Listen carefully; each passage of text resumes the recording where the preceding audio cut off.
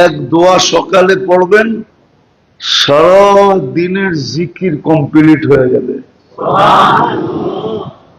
সন্ধ্যায় পড়বে, সারা রাত্রেরটা কমপ্লিট হয়ে যাবে।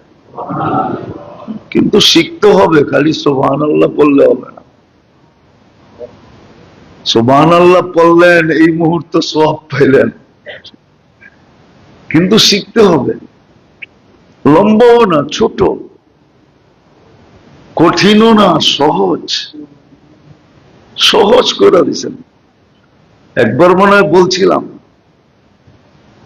এই উম্মতের দিকে আল্লাহর কতটুকু রহমতের বৃষ্টি। এই জন্য কোরআনে 3টা সূরা দিয়েছেন, সবচেয়ে ছোট, সবচেয়ে সহজ। ওয়াল আসরি ইন্না আ'তাইনা কুল হুয়াল্লাহ। 3টাই 3 আয়াত করে, 9 আয়াত। আয়াতও ছোট। আল্লাহ মনে হয় চাইছিলেন যে আরো সহজ করি।